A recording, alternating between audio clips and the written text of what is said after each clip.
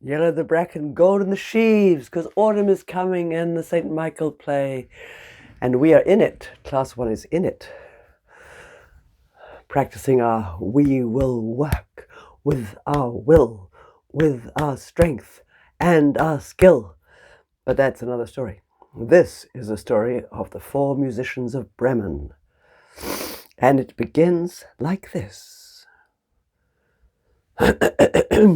Once upon a time, there was an old donkey. It looks like a horse, but you can pretend it's a donkey, who had worked all his life faithfully for his master, but now had grown old, tired, couldn't walk as fast, couldn't carry as heavy a load, and his master said that it was probably time to put him down and send him to the knacker's yard. And so the donkey ran away. He thought, that's no life. I've given my best. Now I'm going to go to the town of Bremen and become a musician and earn my keep that way. Well, he hadn't gone far along the road when he came across a dog lying down on the road, panting as though he'd run a mile. Said, hello, old friend. What's with you? You look exhausted. Oh, I am exhausted. I've worked all my life for my master and given him my best years, but really I'm not much good for, except for sleeping in front of the fire now, but he wants to get rid of me because I'm old. Oh, no, said the donkey. Come with me. I'm going to Bremen to be a town musician. I'll play the flute and you can play the drums. Come on, you can come with me. And so they set off together. Well, they hadn't gone very far. I'll just move that tree. Before they met a cat, meowing sadly on the side of the road. Oh, what's with you, old shaver? Said the donkey. Yeah, what's with you? Said the dog. Oh, I've got old. I'm too old to catch mice now. I just want to sit in front of the fire and spin. But my mistress says he hasn't got enough food to feed me, so she wants to get rid of me. Oh, rubbish, said the donkey. Come with us to Bremen. We're going to be town musicians and you're a night singer, so you could join us. We'd make a wonderful tune together. Come on. And so off they went. The 3 of them, off to Bremen to be town musicians. And they hadn't gone very far when they met an old rooster, singing for all he was worth. Cock-a-doodle-doo! Cock-a-doodle-doo! Sitting on top of a fence post, singing his heart out. Whoa, what a song is that? Said the donkey. Oops. Why are you singing so loud? He said, oh, I'm singing about the sun coming up and wonderful things going to happen. But my mistress says that people are coming to dinner tomorrow and that she's going to cut my head off and put me in the soup. I'm not ready for that. No, indeed, said the donkey. No one will be ready for that. Why don't you come with us? We're going to go to Bremen and be town musicians. And you can join us. You make a fine... Hello, he's fallen down again. Come and join the crew. You could be a fine musician with us. And so the rooster came as well. Well, it's a long way to Bremen. You can't get there in one night. And so they stopped after a while and rested by a tree. And the cat, the dog, and the donkey all rested underneath and slept there. But it wasn't a very big tree and it wasn't very well sheltered. And the rooster flew all the way to the top. And when he got there, he said, I can see a light. Whoa, what sort of light? Said the donkey. Well, it seems like a house. Shall we go and see? Maybe there's some food. Oh, I could do with a bone, said the dog. And so they set off together to see what we could see. And they came to the house and they looked in the windows. And there they saw some robbers who had robbed a lot of people and had a lot of things. And they said, the other said, the shorter one said, what can you see? What can you see? And the donkey said, I can see 3 robbers sitting around the table and there's wonderful food and wine to drink and they're laughing and feasting and there's some nice bones there, dog. Oh-ho! And so they thought, now how can we get hold of that food? Because we are as hungry as hunger be. And then they had a plan. And what they did was, the donkey said, look, I'll put my feet here and be nice and strong. And then you climb on my back, dog, and get nice and tall above me. They're like that. And then cat, you climb up on top of me. There you go, we're almost there. Whoa, maybe the dog has to come further back. It took them a little while to organise themselves, but they got it sorted. And then the rooster flew up and sat on the top of the cat.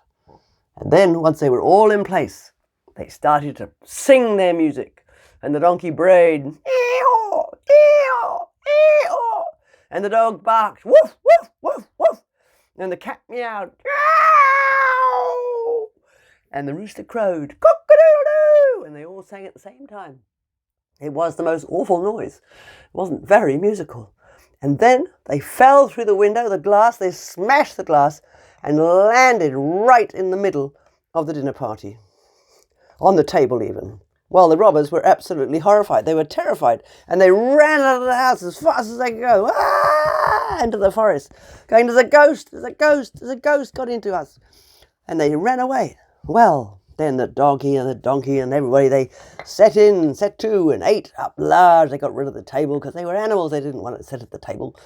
And so they put it on the floor so they could all reach. And there they all feasted up large and yum, yum, yum, and yum, yum, yum, yum, yum, yum. And everybody was well fed and they finally went to bed. Where did they go to bed? The cat went and laid by the fire and curled up there. The dog went beside the door. And the donkey went out in the yard and found some straw. And the rooster sat up on the roof, as roosters like to do, up in the rafters.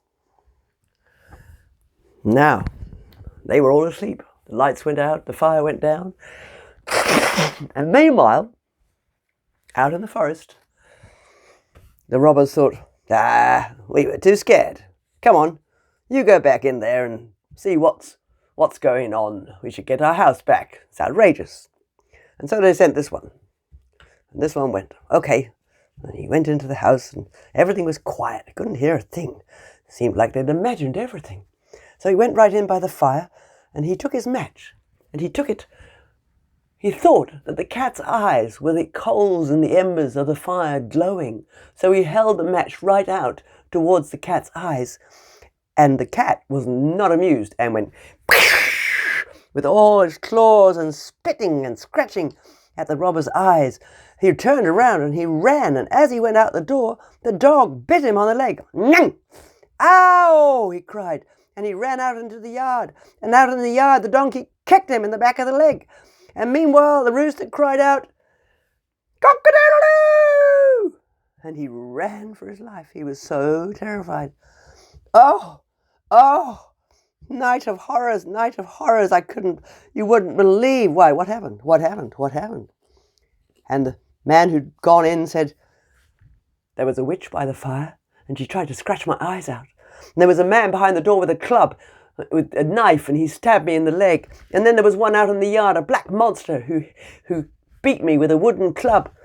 And up on the roof was a judge calling out, 'Bring that rogue to me! Bring that rogue to me!'" And so they never went back. They never went back to that house. They ran away somewhere else and took all their ill-gotten jewels with them, but not everyone, because some were still in the house. And there the donkey and the dog spent the rest of their lives happily singing, eating, hunting, exploring, and telling stories about their long lives. And sometimes they climbed on each other's backs and pretended that it was just that night, that early night, when they had been the town musicians of Bremen and frightened the robbers away. And that is the story of the Musicians of Bremen, as told by me. And here goes a song. I'll see if I can play this one.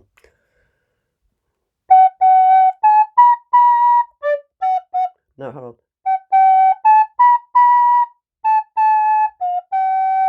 It's the same one, isn't it? But I'm learning it. I did that without the music.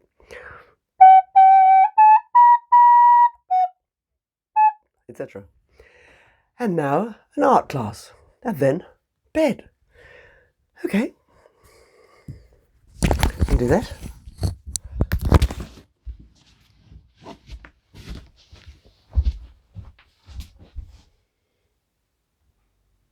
So this was the last number we did, which was 3, which is the triangle. And we also practiced drawing a human being with a 3-fold human head, heart and hands.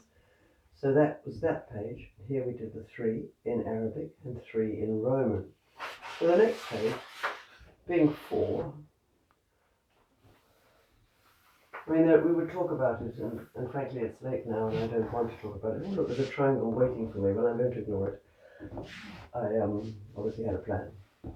So, I don't know how to do this and have the camera. So we were talking about four-ness, like, you know, we would probably walk it. We'd probably, there are verses to do with numbers as well. But just for the drawing, we would think about what is there four? Like there are the four seasons, there are the four kingdoms, man, animal, plant, and rocks, minerals. There are the four-legged animals, are pretty fourish. We're two and they're four. And so I thought we would do a four thing, which is the geometric shape of four, which is a rectangle or a square. If you go too close to that hingy part, it really doesn't work very well. So I would come in a bit from the edge and not do it there. I would use Papa Bear. I would go, well, actually, no, that was a bad example. Always coming down, it's just because of the angle of the page. The fact that this particular one melted in the car. Woof. So, right to the very edge, as much as we possibly can, apart from near the hinge, creating a red rectangle. Just one thickness, we want to leave lots of space for the drawing. And so just to practice that four-ness, we then do another colour, overlapping, creating a lovely orange and warm yellows and reds. Sometimes you have to do a number of strokes and coming down again. The warm yellow, the golden yellow, going over the red, which turns it slightly orange as well. I don't seem to have an orange, but you could actually use orange if I knew where it was. Let me turn this off. I'm inclined to recommend to children that they actually stand up to do this. It's actually quite a lot of strength. I don't think I could do it sitting down. And then I would use the lemon yellow, last of all. And so on and so forth. So now I have a four-sided shape. And I'm now going to draw an animal. And I'm going to use the same principle as for a human being, except that it's an animal, so it's got four legs instead of two. Well, we've got 2 legs and 2 arms. They've got 4 legs and no arms. So I would use my brown, and I'm going to try and do a dog, because he figures in the story. So I would start right in the middle, not too low down, otherwise you won't have room for the legs. And start with just checking it's moving, yes it is, with a large oval. And don't make it too strong, and don't do an outline. Just gently creating a warm body shape. Just remembering how it feels to stroke a dog. Their solidness, their warmth, their roundedness, their vitality, their furriness. This is no line drawing. And then there's a head. It might be...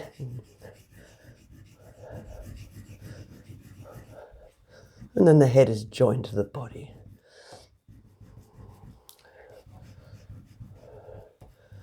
And really it's, everybody's tail will be different, but one of the things about dogs is they often have these magnificent tails that they can wag. And interestingly, the tail, as it has that woman's head in the modelling, the tail is an extension of the dog's spine. And they definitely need ears, and then I would use a baby bear or even the edge of the baby bear, because for ears you need a little more definition. You don't want to do a Papa Bear ear, it'll be all over the place. There's ears, and then the legs. And how many legs? 4. And maybe he's walking a little bit, so this one might be going forwards. And a paw. And another one beside it. The back legs are much stronger, because these back legs are for jumping, and a bit like our real legs. These are more like a bit like our arms, and then they have this big hip muscle here, and then it goes down. And of course, once you get to class 4 and you do the animal main lesson, you'll realize that what looks like the back of their knee is actually their ankle. And that's sort of a rather bad dog's leg, especially when I'm not standing in front. Oh dear, dear, dear, he's got a broken foot. And the other one there, maybe that'll help. I have to move to the side on account of the camera, and that'll have to do. I can, of course, change it when I do the surrounding. So that's not a bad dog. His face has got a bit big now. Then I might take a darker colour. If you've got one, we haven't. I might do reddish colour. Give a bit of an eye and a bit of a mouth. a bit of a muzzle, something on the end there, make the ears a bit more obvious, and say that that's good enough. It's good enough.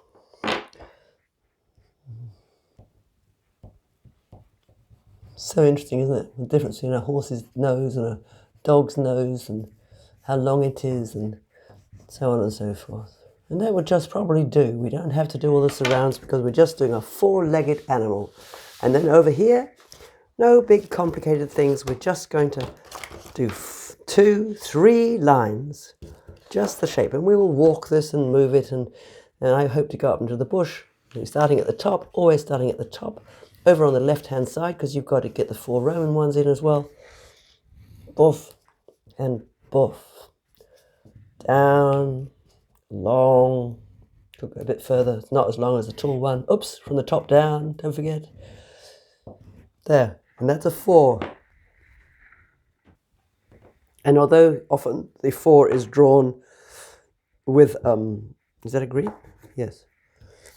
I have to turn the book, so I'm over here. So try and get them the same length. Standing up to do it might be easier. 1, 2, 3, 4. There. That is 4. And there's a stepping verse which goes like this. Let me see if I can find it and read it to you. Here it is.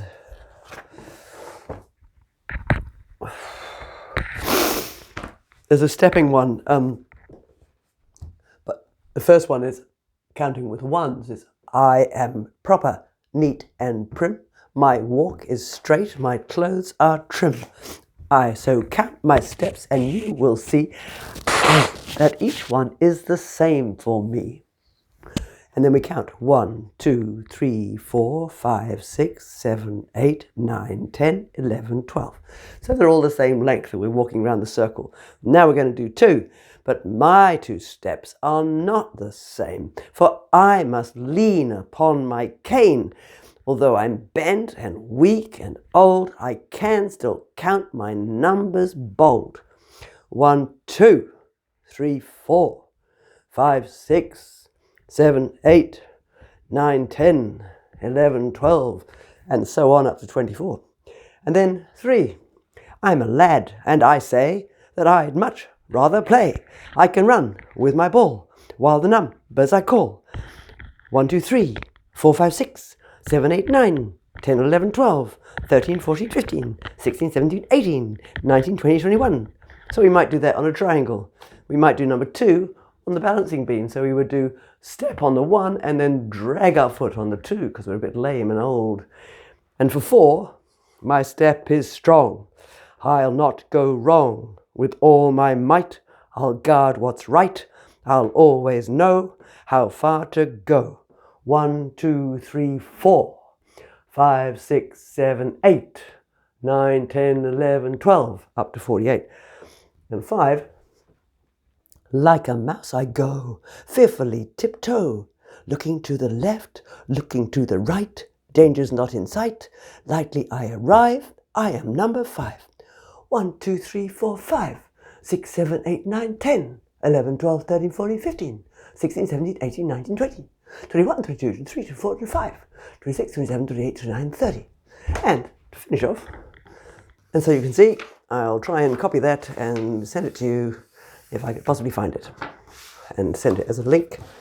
I can send it as a photograph. It's bad writing though. So here on this page, number 5, I'll do it now because I won't get it to it tomorrow night, I know for sure. I'm thinking I'll go round and look in their books, make a circle before they start. And then I have to make up a story. Because basically to draw a 5-pointed star, the way I've always learnt it and the way it's easy to remember, and I need a story, I haven't found one yet, and I'll probably tell the story of Star Penny, Star Money, who gives away everything and then the stars fall down because she's so generous. So having done a very paint yellow star, that's quite strong actually because it's the darker yellow, I can then mark where a person might stand. So where would their head be? Their head would be here. And I'll let them do that. Where would their feet be? They'd be down here. So I'll do one there and one there, not too close together. because they're all the same, equidistant. And then the hands, here. And I don't know how I do the story, because I haven't worked it out yet. But basically, how you draw a 5-pointed star, as probably you know, is you go from your hand to your foot, from your foot to your hand, from your hand to your hand, from your hand to your foot, from your foot to your head. And then you could come down again with a bold yellow. And that is a 5-pointed star. A great pleasure to draw. You just imagine a person standing there and you can always work it out. Don't need to get muddled. Don't worry about the circle anymore. That should have been a paler yellow. That's a very nice 5-pointed star. And now finally you would draw the 5. And the 5 would be, I'm not sure what colour this is. Jum. This one melted in the car as well. It's very like an S. I always think of the S as being more like a sort of a speeding car in the countryside or on a racetrack. Meow, meow, meow. But a 5, it's more like, you start off in a street, go to the end of the street, stop, look left, look right, wait for the lights to go green, turn left, stop, lights again, wait, and now you're out in the open countryside. Meow. There you go. I'm sure that's very unanthroposophical, but that's the way I've always taught it in mainstream. That is a meow, once you finally left the streetlights behind. And then, of course, finally, we have the Roman V. And one of the ways to show children how that connects, that's not a very good V, but there you go. It's very tricky when you've got a camera in the way. I'll have to do that again now. It's because when you hold your hand out and you count your 4 fingers, 1, 2, 3, 4, like we had on the previous page, and then you get this shape. Or better on the right hand, really. 1, 2, 3, 4. Bingo. You've got to 5. And of course, in the olden days with tallying and sheep and things, they would do more like 1, 2, 3, 4, 5. And that was how they would count. So that is the story of 4 and 5, and now it's bedtime. Maybe I'll just put this here. Would that help? I don't think it would really. It's not even, it's handwriting, so that's not going to work.